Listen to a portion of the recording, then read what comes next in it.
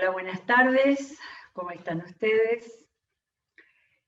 Me quedo pensando muchos días que después del intenso tiempo de oramos con vos, de 1 hora, con esa fuerza, con alma y vida, orando, clamando, compartiendo, tendría que haber 5 minutos de descanso antes de empezar en- en un tema de seriamente ponerse a abrir la Biblia, ¿sí? Pero bueno, es así. Y mucha gente me dice que como el programa es subido un ratito después de emitido, muchas veces lo ven a la noche o lo siguen en algún otro momento, más tranquilo. Quien quiere ponerse con la Biblia, a verlo de forma más tranquila. Antes de empezar, entonces sigue así para haciendo este break, me gustó mucho el versículo de la aplicación. Ustedes saben que la aplicación de la iglesia, que quedó opacada por el tema de tener un canal de YouTube, pero en la aplicación hay mensajes, hay lugar para pedir de oración, hay un montón de cosas, y al final de todo hay un versículo para cada día. El de ayer no, me gustó mucho, no lo había captado en Romanos 15. Casi al final de Romanos, Pablo dice: todo lo que se escribió en el pasado se escribió para enseñarnos, a fin de que, alentados por las Escrituras, perseveremos en mantener nuestra esperanza. Romanos 15:4. Así que, ¿qué dice? Que todo lo que se escribió para enseñarnos, para que alentados, para alentarnos y para ayudarnos a perseverar en nuestra esperanza. Me pareció precioso el versículo para compartirlo en este momento. Bueno, en esta semana hemos estado con textos así muy fuertes de profetas que han vivido en tiempos muy terribles. Y digo, bueno, tenemos que cambiar de onda, ir al Nuevo Testamento. Y bueno, estuve dando vueltas hasta que digo, bueno, tiempo de leer la primera carta de Juan. Por eso hoy puse de título Juan escribe cartas, pero vamos a empezar por la primera y después veremos. Creo que nadie tiene duda de que este Juan es el mismo Juan que escribió el Evangelio. Quizás es más famoso, digo yo, no lo sé, iba a decir que es más famoso el Evangelio que la primera carta misma, ¿no? Llamada la carta del amor, que no es solamente del amor, sino que es una carta que tiene mucho contenido. Pero bueno, interesante mirar un poquito de que no dice en ningún momento que es él, pero se nota que es Juan el autor del Evangelio. Aunque no tiene saludo ni nada de que se le parezca a las otras cartas que tenemos en la sección epistolar del Nuevo Testamento, es como que él empieza así, directamente con un mensaje que le sale desde el fondo de su alma, digo, y de las necesidades que había en ese tiempo. Son de los últimos escritos de la Biblia del siglo I, y entonces se dice que si el Evangelio lo escribió más o menos en el año 85, pasando gran parte del primer siglo, las cartas pueden ser entre el 85 y el 90 o hasta aún el 95. De manera que muy diferentes los tiempos a las cartas en que Pablo escribía a los Corintios en el 55 más o menos. 30 años después. ¿Cuántas cosas habrían pasado?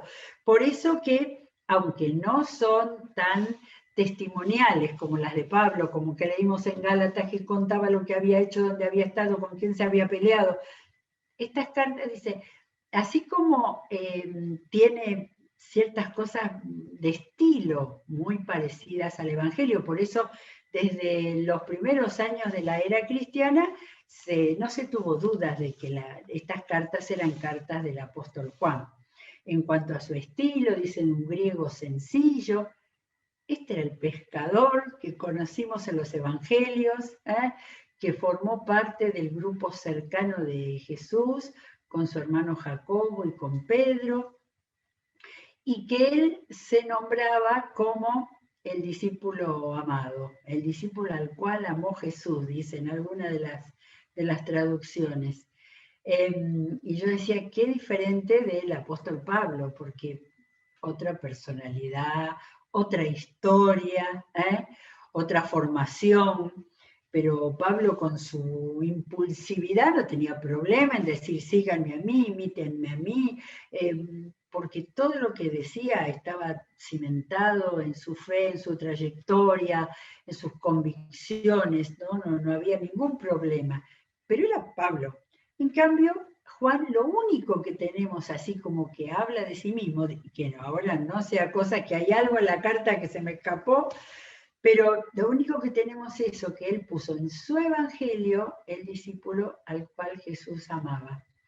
Pero yo estoy segura, no sé qué dicen los comentaristas, pero es que Juan sintió eso acerca de Jesús, porque había estado con él desde el principio, desde la primera hora, y porque además el Señor lo estaba preparando, iba a estar hasta el fin del siglo, y iba a escribir no solo cartas, sino que iba a recibir la revelación del Apocalipsis. De manera que de todo eso que nosotros no sabemos de la vida de Juan, de los tiempos de Jesús cercanos con sus apóstoles, le debe haber dado mucho a Juan para formarlo. Eso no hay duda, no hay duda. ¿Vieron al final ese pequeño episodio del final del Evangelio de Juan, cuando Pedro quiere saber, Jesús hace el tratamiento directo con Pedro después de su negación, pero después le pregunta, ¿y a qué va a pasar? Le pregunta a Pedro, y Jesús tajante le dice, a vos no te toca saber, y dice algo así, porque quiero que él se quede, ¿sí? De manera que casi hasta el fin del siglo. Creo que no se sabe cuándo murió Juan, pero ahí nomás, preso en la isla de Patmos, donde recibió el Apocalipsis, ¿sí? De manera que una vida tan interesante, y entonces, los especialistas en griego dicen que es un estilo muy sencillo, y que también se encuentran muchas frases, serían en versículos que reconocemos, tengo algunos anotados que podemos reconocer de su evangelio acá en las cartas.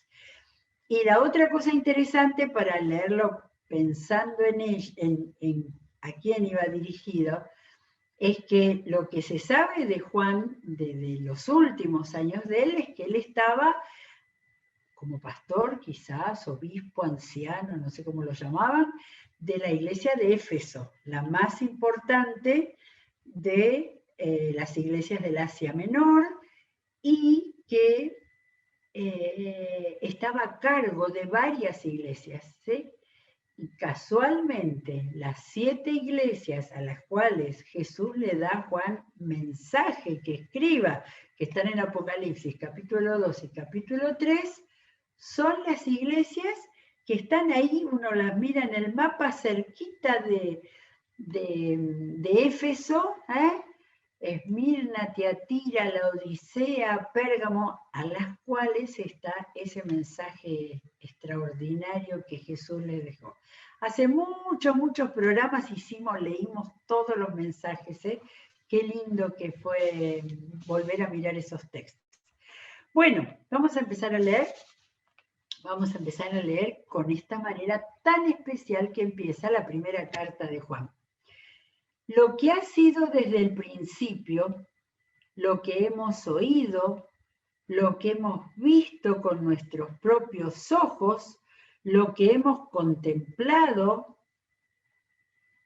me olvidé de decir que esta carta es más bien un sermón, es una carta de enseñanza. Bueno, ya lo vamos a ir viendo. Dice lo que hemos visto, lo que hemos contemplado, doble, es doble para lo que hemos tocado con las manos. Acá están casi todos los sentidos, experiencia. Esto lo anunciamos respecto al verbo que es vida. ¿Les suena? Tengo acá Juan 1.1. ¿Dónde está Juan 1.1? En el principio ya existía el verbo y el verbo estaba con Dios y el verbo era Dios. Él estaba con Dios en el principio. Tampoco empezó el Evangelio diciendo como los otros, ¿no? Este es el Evangelio de Jesucristo. No. Él tenía como la valoración de ese texto que iba a escribir, de esos dos textos que iba a escribir, en este caso, diciendo esto, ya lo vamos a ver, lo repite después, esto lo hemos visto con nuestros propios ojos, no, primero dice, lo hemos oído. Él escuchó hablar de Jesús primero. Lo hemos oído, lo hemos visto con nuestros propios ojos, lo hemos contemplado, lo que hemos tocado con las manos, esto les anunciamos respecto al verbo que es vida. Y ahí está plantando enseñanza. Esta vida se manifestó. Chiquitita la oración. Esta vida se manifestó. Por eso dice que lo vieron, lo tocaron, todo. Nosotros la hemos visto, de nuevo, y damos testimonio de ella, de esa vida. Y les anunciamos a ustedes la vida eterna que estaba con el Padre y que se nos ha manifestado. Yo empecé a anotar, 2 veces dice manifestado. Les anunciamos. Esta es la tercera vez que dice les anunciamos. Así que, a ver, nosotros que estamos leyendo profundamente la Biblia, está hablando que todo lo que Dios manifestó en el Verbo, en Jesucristo, lo manifestó Dios. Y si nosotros que lo vivimos, lo palpamos, lo tocamos, lo estamos anunciando. Les anunciamos lo que hemos visto y oído, de nuevo, para que también ustedes tengan comunión con nosotros. Y nuestra comunión es con el Padre y con su Hijo Jesucristo. Me quedé pensando, ¿no? ¿A qué se refería? Comunión es común unión, ¿sí? Nosotros, los cristianos, él estaba hablando a gente cristiana de iglesias, tengamos unión espiritual con el Padre y con el Hijo. Qué buen planteo. Y termina ese párrafo primero introductorio. Les escribimos estas cosas para que nuestra alegría sea completa. El tema de la alegría no lo había puesto ahí, era solamente testimonio de lo visto. Y el tema de la alegría, Juan 16, el último tiempo de Jesús, cuando les dijo, 16:24, hasta ahora no han pedido nada en mi nombre, piden y recibirán para que su alegría sea completa. Es la misma frase. Claro, Juan lo había escrito, ya no era que desde el año 33 no se acordaba. En el 85 Juan escribió su evangelio, donde todo lo que él tenía atesorado lo tenía en la mente, en los oídos, salvo que se haya puesto a escribir antes notas, quizás en todos esos años, no sabemos. La cosa es que hay algunas frases tal cual como Jesús lo había dicho. De manera que es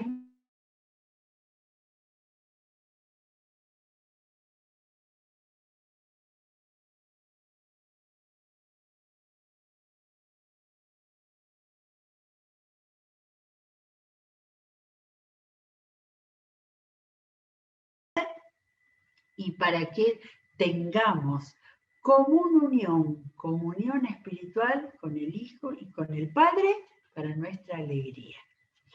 Punto y aparte, y como estos muchachos que escribían tenían mucho contenido, no sigue con lo mismo. Escuchemos. Dice, un poquito del estilo sigue. Este es el mensaje que hemos oído de él, habla varias veces de él y no dice Jesús, y que les anunciamos. Oído y anunciamos. Bueno, la cuarta que dice anunciamos. Dios es luz y en él no hay ninguna oscuridad. Juan venía de su evangelio, ¿no? En el cual había escuchado a Jesús decir que era la luz y Jesús hablaba de las tinieblas. Esa idea de poner los opuestos como símbolos de realidades era muy de Jesús y Juan la tenía acá. Entonces acá comienza un discurso nuevo que dice, Dios es luz y en él no hay ninguna oscuridad. ¿Para qué lo dice? Si afirmamos que tenemos comunión con él, pero vivimos en la oscuridad, mentimos y no ponemos en práctica la verdad. Una nueva par de oposiciones, mentira y verdad, en relación con vivir en la luz, tener la luz. Dice, la luz de Dios, la luz de Dios. Muy bien, pero si vivimos en la luz, voy por el 7, así como Él está en la luz, tenemos comunión unos con otros. Tenemos comunión, sigue la misma idea. Estoy tratando de desmenuzar las ideas porque va diciendo muchas cosas. Si realmente nos tomamos de la luz, vivimos en la verdad, tenemos comunión unos con otros. Y acá viene uno de los grandes versículos. Y la sangre de su Hijo Jesucristo nos limpia de todo pecado. Es como si al estar hablando de mentir y de poner en práctica la verdad, acá dice, bueno, pero cuidado, ojo, porque la sangre de Jesucristo nos limpia de todo pecado. Lo que tengamos de tiniebla, lo que tengamos de oscuridad que todavía no arreglamos, ir a la sangre de Jesucristo que nos limpia de todo pecado. En el 8 sigue con la idea. Si afirmamos, acá lo sí de como Pablo, si afirmamos que no tenemos pecado, nos engañamos a nosotros mismos y no tenemos la verdad. Si confesamos nuestros pecados, Dios, que es fiel y justo, nos los perdonará y nos limpiará de toda maldad. Si afirmamos que no hemos pecado, lo hacemos pasar por mentiroso y su palabra no habita en nosotros. ¿Sí? Así que va haciendo toda una argumentación de opuestos, apuntando a que vayamos a que si tenemos pecado, la sangre de Jesucristo nos limpia y nos limpia de todo pecado. Sigue el capítulo 2, porque sigue con la misma, pero toma una introducción cariñosa. Mis queridos hijos, así como nos saludó al principio, pero acá les dice, mis queridos hijos, les escribo estas cosas para que no pequen. Pero si alguno peca, tenemos ante el Padre a un intercesor, a Jesucristo el justo. Acá agarra con Pablo y la justicia. No, solamente Jesucristo, Él era justo y justificó con su vida. Él es el sacrificio por el perdón de nuestros pecados, y no solo por los nuestros, sino por los de todo el mundo. Preciosa la manera, esto es hermoso para explicar a quienes no conocen el mensaje de Jesús. El hecho de la lucha por el pecado y para presentarnos delante de Dios, estuvo el sacrificio que lo hizo por el perdón de nuestros pecados. Y sigue pensando, ¿cómo sabemos si hemos llegado a conocer a Dios? Si obedecemos sus mandamientos. El que afirma lo conozco, pero no obedece sus mandamientos, es un mentiroso y no tiene la verdad. Otra vez, verdad, mentira. En cambio, y acá encontré un versículo para subrayarlo, yo ya lo subrayé. el amor de Dios se manifiesta plenamente en la vida del que obedece su palabra. Ya lo había dicho antes, pero acá había hablado de la obediencia, pero está hablando que el amor de Dios se manifiesta plenamente en la vida, ¿sí? El llamado a la obediencia no es un llamado a la ley, como en el Antiguo Testamento, que no estaba Jesucristo. Es un llamado a la obediencia en el amor de Dios que se manifiesta cuando en nuestra relación aprendemos y vivimos la obediencia. De ese modo sabemos que estamos unidos a Él. El que afirma que permanece en Él debe vivir como Él vivió. Me acuerdo, la tengo acá, Reina Valera, debe andar como Él anduvo. Pero realmente que la idea de andar es una idea metafórica, vivir como Él vivió. De manera que sabemos, es un avance muy lento de esta enseñanza, ¿sí? Va diciendo, va volviendo a la idea, ¿sí? Por eso hay que leerlo despacito para que no se nos escape. De este modo sabemos que estamos unidos a Él. El que afirma que permanece en Él, simplemente debe vivir como Él vivió. Queridos hermanos, primero dijo queridos hijos, ahora va queridos hermanos, lo que les escribo no es un mandamiento nuevo, sino uno antiguo que han tenido desde el principio. Este mandamiento antiguo es el mensaje que ya oyeron. Por otra parte, lo que les escribo es un mandamiento nuevo, cuya verdad se manifiesta tanto en la vida de Cristo como en la de ustedes. Ya está ahora afirmando aquello que enseñó. Yo tengo algo acá, ¿sí? En el capítulo 3 de Juan 19-21, hay algo muy parecido a esto. A ver, 3, 19 al 21. Esta es la causa de la condenación, que la luz vino al mundo, pero la humanidad prefirió las tinieblas a la luz, porque sus hechos eran perversos. Pues todo el que hace lo malo aborrece la luz y no se acerca a ella por temor a que sus obras se queden al descubierto. En cambio, el que practica la verdad se acerca a la luz para que se vea claramente que ha hecho sus obras en obediencia a Dios. Díganme si no es el mismo autor que está diciendo esto. De manera que el mandamiento dice, les escribo un mandamiento nuevo cuya verdad se manifiesta tanto en la vida de Cristo como en la de ustedes, porque la oscuridad se va desvaneciendo y ya brilla la luz verdadera. Sigue en el 9, el que afirma que está en la luz pero odia a su hermano, todavía está en la oscuridad. Y acá, esto es acá toca un tema puntual y concreto, ¿no? Como para que uno que está recibiendo la idea de la obediencia a Dios, para estar con Dios, recibir la luz y todo ese planteo, pero ahora acá pone un punto como para que uno tome esas verdades hasta ahora.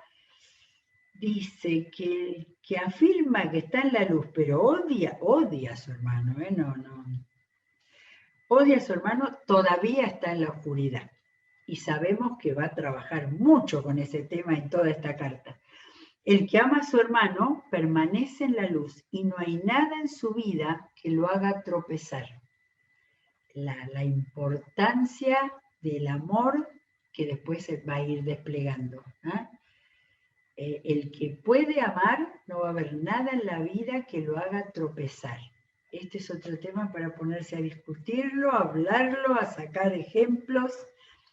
Pero el que odia a su hermano está en la oscuridad y en ella vive y no sabe a dónde va porque la oscuridad no lo deja ver. Y esto está fantástico, para trabajar esta idea. Desde cuando cualquier actitud, aunque no sea de odio, de rechazo, de enemistad, de crítica, de todas esas cosas feas que el diablo trata de meter, es como que uno, el que está sintiendo esas cosas, está metido en un túnel de oscuridad. Bueno, y lo que ahora viene, tenemos justito, entre el 12 y el 14, algo muy especial. No sé si se puso de tipo poético o refranero, parecen refranes esto. Cuando dice, les escribo a ustedes, y dice 1, 2, 3, 4, 5, 6 veces, les escribo a ustedes. No se sabe si es por edades o quizás también está hablando de distintos grados de madurez. Primero va para todos. Les escribo a ustedes, queridos hijos, porque sus pecados han sido perdonados por el nombre de Cristo. Cierra todo lo otro. Les escribo a ustedes, padres, porque han conocido al que es desde el principio. Ahora, les escribo a ustedes, jóvenes, porque han vencido al maligno. Bueno, a los padres les decía, o a los grandes, o a los más maduros, que conocían a Dios desde el principio, a los otros que vencieron al maligno. Vuelve. Les escribo a ustedes, queridos hijos, porque han conocido al Padre. Y ahora, les he escrito a ustedes, padres, porque han conocido al que es desde el principio. Lo mismo les había dicho antes a los padres, a los llamados padres. Y le dedica al final a los jóvenes. Les he escrito a ustedes, jóvenes, porque son fuertes y la palabra de Dios permanece en ustedes, y repite, y han vencido al maligno. Es muy interesante, y esto también es para ponerse a pensarlo, ¿no? A los que llama hijos, que pareciera a todos, ¿no? Lo primero que les dice es porque sus pecados han sido perdonados por el nombre de Cristo. Después les vuelve a decir porque han conocido al Padre, ¿sí? A los que llama padres les dice porque han conocido al que es desde el principio. Y después les dice lo mismo, porque han conocido al que es desde el principio. Es como si dijera, lo conocen, lo han conocido, con las palabras del versículo ese anterior, hay que andar como él anduvo, ¿no? Pero a los jóvenes han vencido al maligno, y después les dice, son fuertes, la palabra de Dios permanece en ustedes y han vencido al maligno. Es un mensaje fantástico. Yo creo que ya queda, no me da para seguir con otro párrafo que es un poco más largo, pero no estoy segura si tenemos más o terminamos acá. Pero qué intenso, ¿eh? Qué intenso. Es muy, muy meduloso todo esto que va diciendo, como para irlo masticando. El pastor Carlos está mencionando rumiando, ¿eh? Nosotros venimos con la palabra rumiando acá desde el principio de abrir la Biblia.